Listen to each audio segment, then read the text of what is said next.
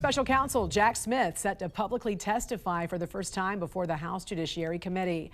Today, lawmakers expected to grill Smith on several controversial investigations that targeted the president and Republicans, including the raid at Mar-a-Lago and the Arctic frost surveillance operation that was used to spy on GOP senators and House members. I also think that that's just the tip of the iceberg. The American people should be absolutely appalled that members of Congress in a separate branch were targeted. But you know what? You know what's more appalling? American citizens being targeted. Lawyers to the president, people out there advocating for election integrity who were targeted because Jack Smith very clearly wanted to put together a broad-based conspiracy that if Kamala Harris were president today, they would be going after members of Congress and citizens in a broad conspiracy to say that we were somehow engaged in seditious conspiracy because we were daring to question the legitimacy of the election when there was rampant fraud through mail-in ballots in 2020. We knew that. And some of us were trying to seek the truth wherever it may lead. Chairman Jordan, Ranking Member Raskin, members of the committee, thank you for the opportunity to discuss my work as special counsel. I love my country and believe deeply in the core principles upon which it was founded. For nearly 3 decades, I've served as a career prosecutor in both Republican and Democratic administrations. I've handled cases ranging from domestic assault and gang violence to public corruption and election crimes across the United States, and I've prosecuted war crimes overseas. I am not a politician, and I have no partisan loyalties. My career has been dedicated to serving our country by upholding the rule of law. Throughout my public service, my approach has always been the same: follow the facts and the law without fear or favor. Experienced prosecutors know that specific case outcomes are beyond our control. Our responsibility is to do the right thing, the right way, for the right reasons. These principles have guided me through my career, including as special counsel. I'm proud of the work my team did, and I appreciate the opportunity to appear here today to correct false and misleading narratives about our work. During my tenure as special counsel, we followed Justice Department policies. We observed legal requirements and took actions based on the facts and the law. I made my decisions without regard to President Trump's political association, activities, beliefs, or candidacy in the 2024 election. President Trump was charged because the evidence established that he willfully broke the law, the very laws he took an oath to uphold. Grand juries in 2 separate districts reached this conclusion based on his actions, as alleged in the indictments they returned. Rather than accept his defeat in the 2020 election, President Trump engaged in a criminal scheme to overturn the results and prevent the lawful transfer of power. After leaving office in January of 21, President Trump illegally kept classified documents at his Mar-a-Lago social club and repeatedly tried to obstruct justice to conceal his continued retention of those documents. Highly sensitive national security information was held in a ballroom and a bathroom. As I testify before the committee today, I want to be clear. I stand by my decisions as special counsel, including the decision to bring charges against President Trump. Our investigation developed proof beyond a reasonable doubt that President Trump engaged in criminal activity. If asked whether to prosecute a former president based on the same facts today, I would do so regardless of whether that president was a Democrat or a Republican. No one should be above the law in this country, and the law required that he be held to account, so that is what I did. To have done otherwise on the facts of these cases would have been to shirk my duties as a prosecutor and as a public servant, of which I had no intention of doing. I remain grateful for the counsel, judgment, and advice of my team. President Trump has sought to seek revenge against career prosecutors, FBI agents, and support staff simply for having worked on these cases. To vilify and seek retribution against these people is wrong. Those dedicated public servants are the best of us, and it has been a privilege to serve with them. After nearly 30 years of public service, including in international settings, I have seen how the rule of law can erode. My fear is that we have seen the rule of law function in our country for so long that many of us have come to take it for granted. The rule of law is not self-executing. It depends on our collective commitment to apply it. It requires dedicated service on behalf of others, especially when that service is difficult and comes with costs. Our willingness to pay those costs is what tests and defines our commitment to the rule of law and to this wonderful country.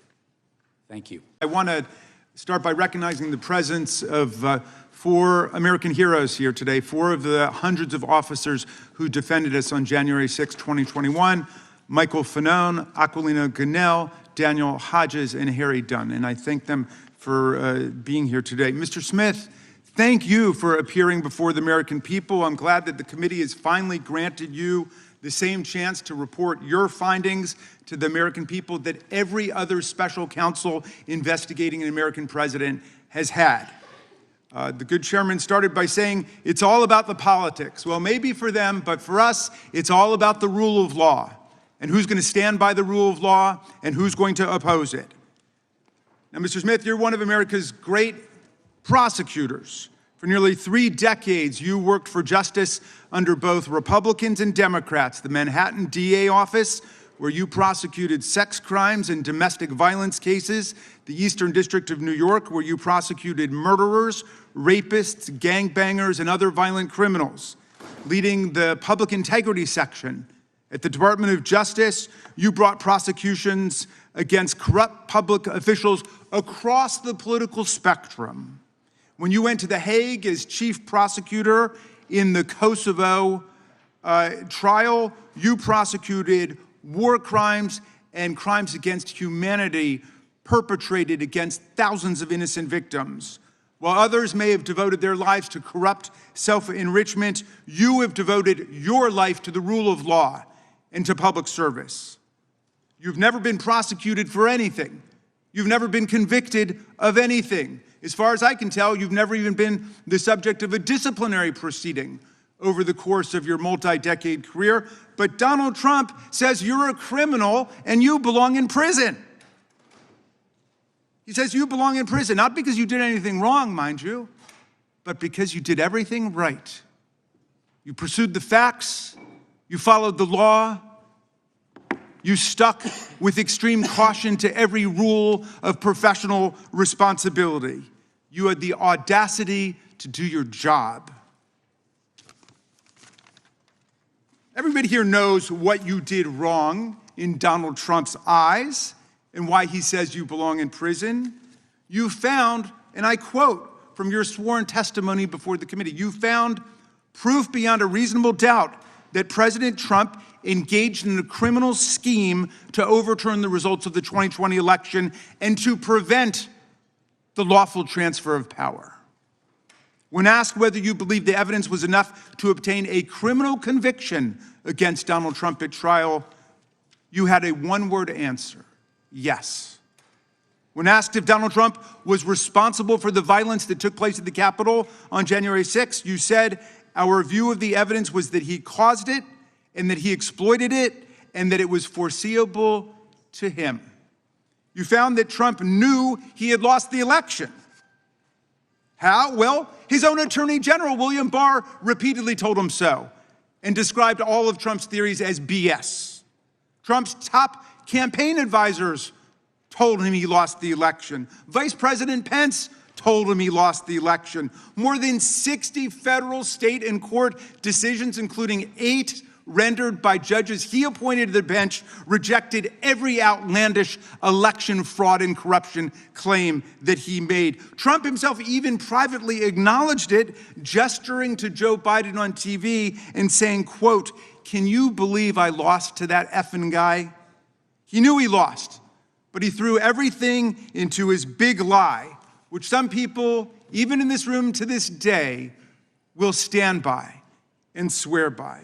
Well, when the big lie wasn't enough to convince officials like Georgia Secretary of State Brad Raffensperger, a Republican, to commit election fraud and just fine Trump 11,780 votes, when it wasn't enough to convince Trump's DOJ to, quote, just call the election corrupt and leave the rest to me and the House Republicans, when it wasn't enough to force Vice President Mike Pence to announce and then exercise lawless powers to reject Electoral College votes and use counterfeit slates to anoint Trump the winner, that's when Trump incited mass violence on January 6th. While more than 140 officers were being brutally assaulted by Trump's mob, while rioters beat them with flagpoles and sprayed them with chemical agents and crushed them in doorways, and while they chanted, "Hang Mike Pence," and chased the vice president out of the Capitol, Trump and his team worked the phones, calling not the National Guard, which was under the direct unilateral control of Donald Trump, but calling members of Congress, urging them to delay certification and to nullify the election results. Special Counsel Smith, you pursued the facts. You followed every applicable law, ethics rule, and DOJ regulation. Your decisions were reviewed by the Public Integrity Section. You acted based solely on the facts, the opposite of Donald Trump, who now has purported to take over the Department of Justice. He's in charge of the whole thing under his unitary executive theory, and he acts openly, purely based on political vendetta and motives of personal revenge, and he doesn't deny it.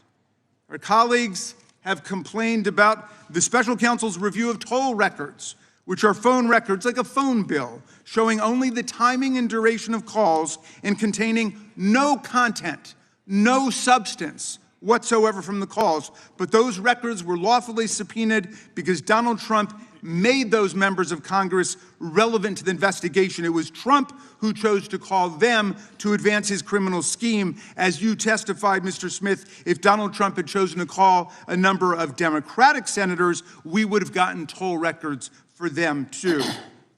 I trust our colleagues get the point because America certainly gets the point. There is much Mr. Smith still can't talk about, though we know he badly wants to. His investigation developed what he calls powerful evidence that Trump stole documents containing our country's most sensitive secrets, hoarded them in the ballrooms and the bathrooms of his well-trafficked Mar-a-Lago social club.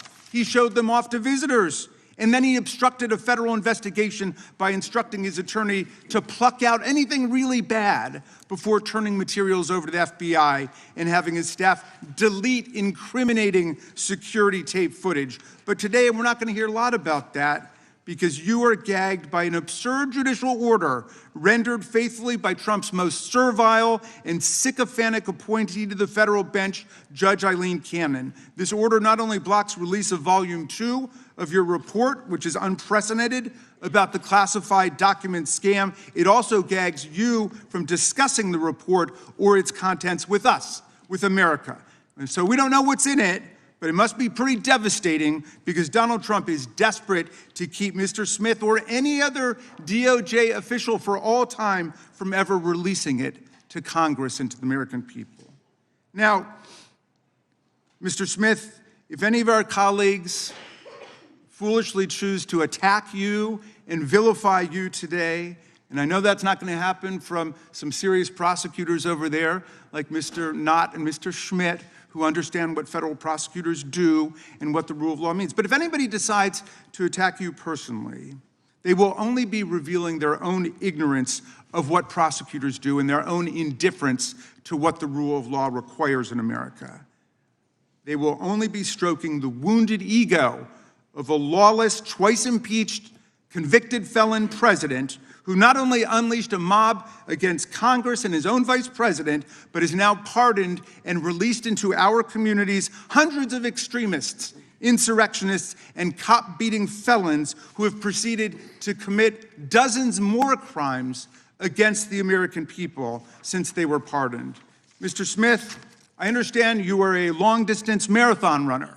I read that you're a triathlete who's done more than 100 triathlons and 9 Ironman competitions. You are in the fight for justice and the rule of law for the long distance, for the long haul, and I thank you for that. And we should all try to follow your example. America looks forward to your testimony today. I yield back to you, Mr. Chairman. We'll begin today's hearing with opening statements. Chair is now recognized for an opening statement. It was always about politics. And to get President Trump, they were willing to do just about anything. January 7th, 2023, Kevin McCarthy becomes Speaker of the House. 16 days later, Jack Smith issues a subpoena for his phone records. Phone records from 2 years prior for a 2-month time frame, Election Day 2020 to January 7th, 2021. Jack Smith and the Biden Justice Department get the phone records of the top Republican in government, the guy second in line to the president. They know who he called, who called him, when the call took place, and how long it lasted. You can pattern an individual's life. They know who the speaker talked to before big votes, who he talked to after big votes, when he calls his colleagues, when he calls his family.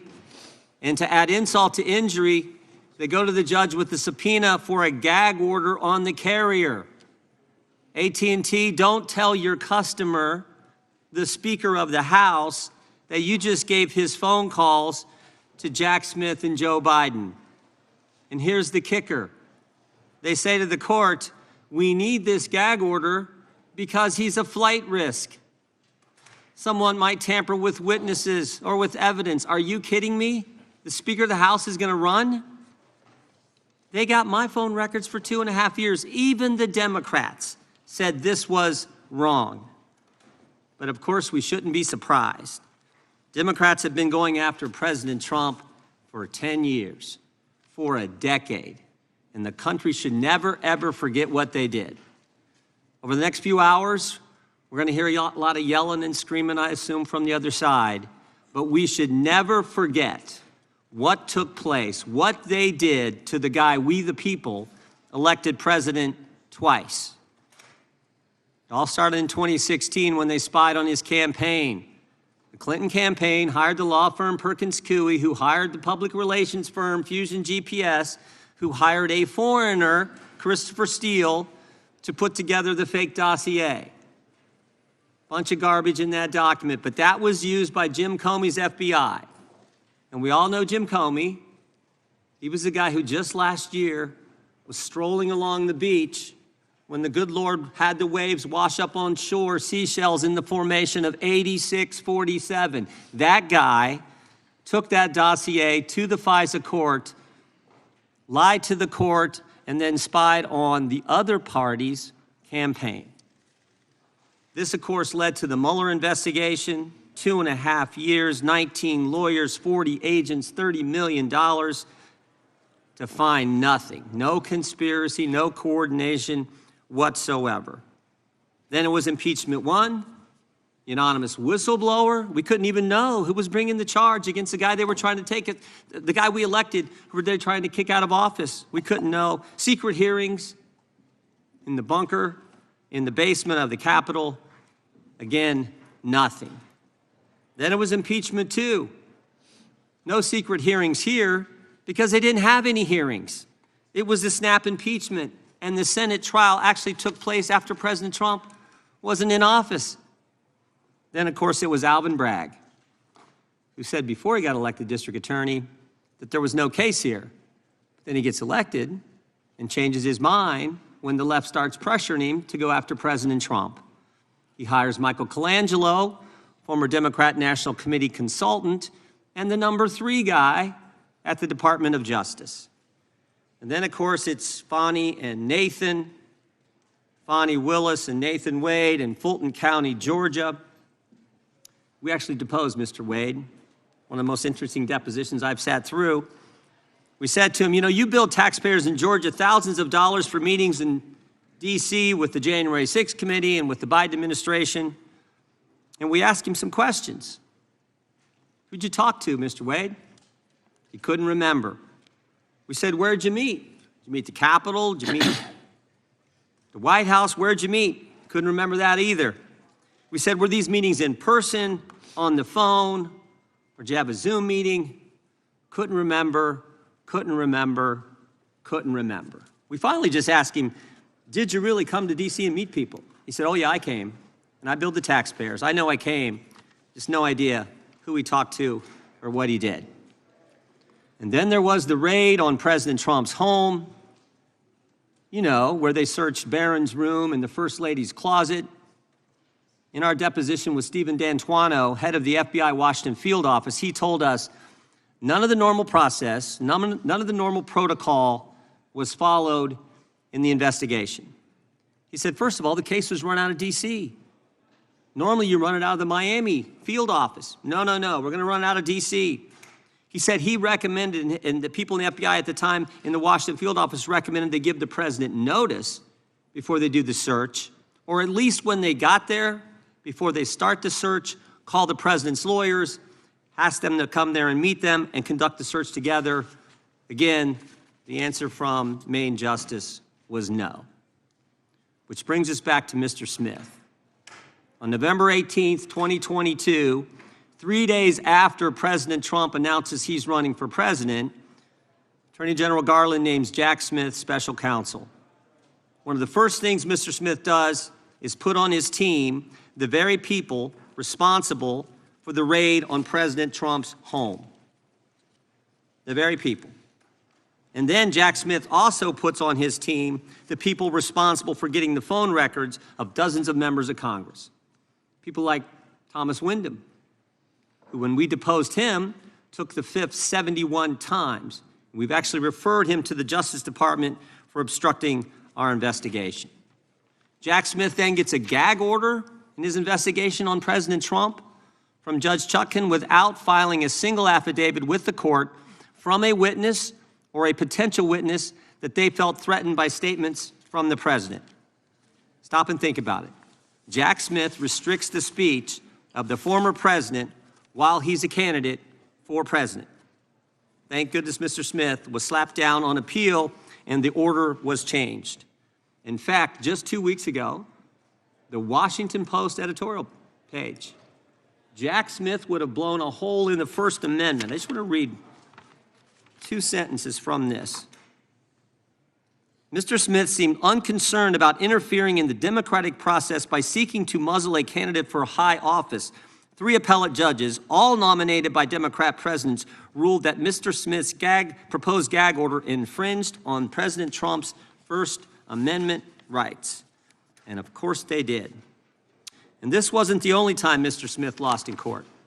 In the classified documents case in Miami, Judge Cannon held that Mr. Smith was not permitted to be special counsel.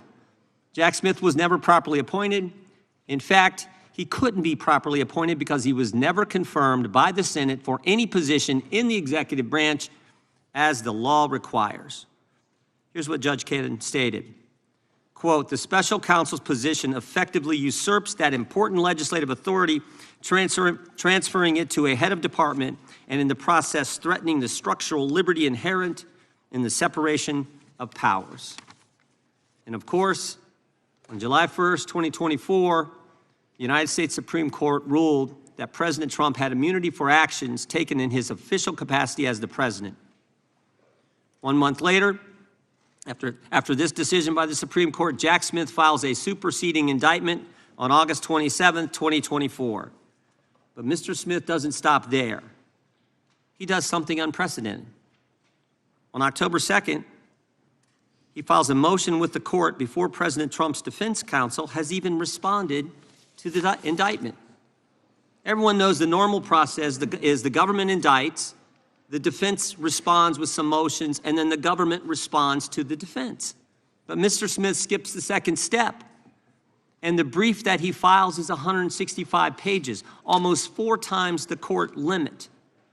Even liberal Judge Chutkan, who's given Jack Smith everything he's asked for in the course of this investigation, even she called it atypical and irregular.